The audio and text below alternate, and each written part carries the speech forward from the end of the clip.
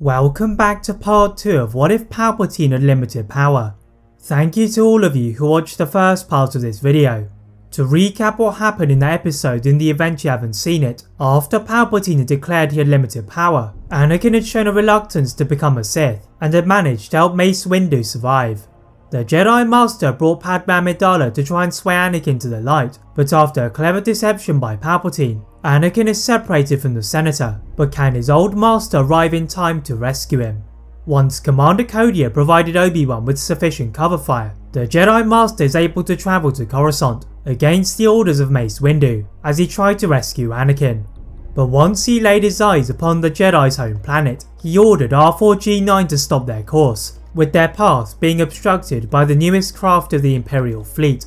Obi-Wan is unsure of whether to take the risk to try to find Anakin, when he received an incoming transmission from Senator Bail Organa that Padme had successfully delivered Luke and Leia and was now frantically searching for the Jedi Knight who had reportedly been taken away to the fleet above Coruscant. Obi-Wan decided to ignore the instructions of Windu, and setting his ship for an attack, his goal was not to destroy the fleet, but to infiltrate it.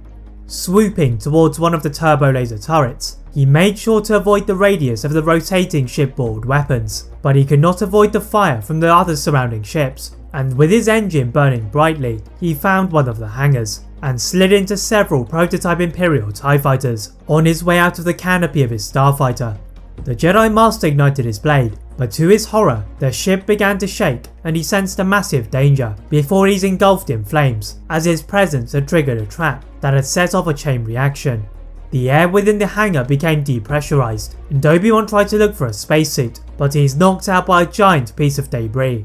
R4-G9 had still been on Obi-Wan's starfighter, and flying away from the flames, the astromech placed a breathing mask on the Jedi Master, which had been on the ship, before also becoming a part of the debris of the fleet. The comlink from the Jedi Master continued to flash and beep, and down on the ground, Windu and Shaak Ti gathered the Jedi on Coruscant around the missions room, when they detected an incoming craft trying to enter the Imperial airspace. Finding the ship to be a Republic Venator-class Star Destroyer, the communications officer ensures the subsequent transmission is not intercepted by the Empire, and it is the Jedi Padawan Ahsoka Tano bringing back the renegade Sith Maul. Using the large frame of their ship as a distraction, the former Jedi leads as many of the surviving clone troopers into Republic gunships, as Maul's cage is lifted into the Jedi Temple. Windu and Ahsoka are at the front of an interrogation, and with the Zabrak wanting nothing more than to see the fall of his old master, he revealed that the Jedi had been blind to a carefully crafted plan. The Jedi still looked confusingly at each other when Commander Rex walked into the room, and the Jedi saw a recording of the clone and ARC Trooper 5s, discussing their suspicions with their clone inhibitor chips.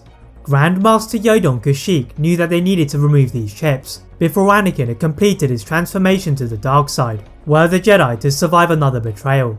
Across the galaxy, Jedi Council member Shaak Ti issued an order for all of the clone troopers to have the inhibitor chips removed, and in the meantime, the Jedi set about trying to save Obi-Wan and Anakin.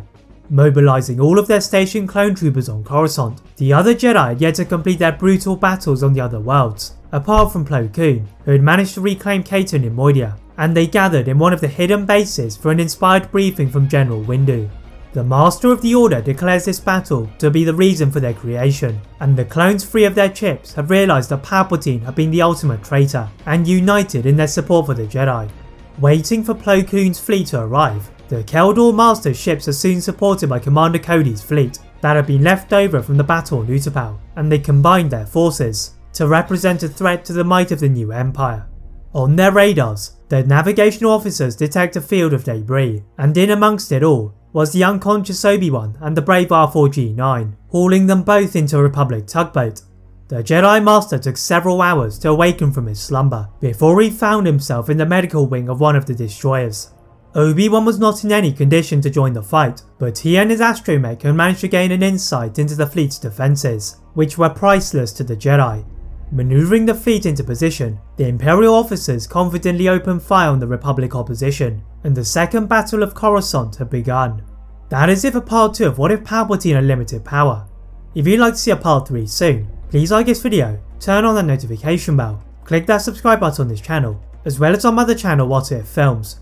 And as always, leave a comment on what if you'd all like to see next, and how I can improve my videos.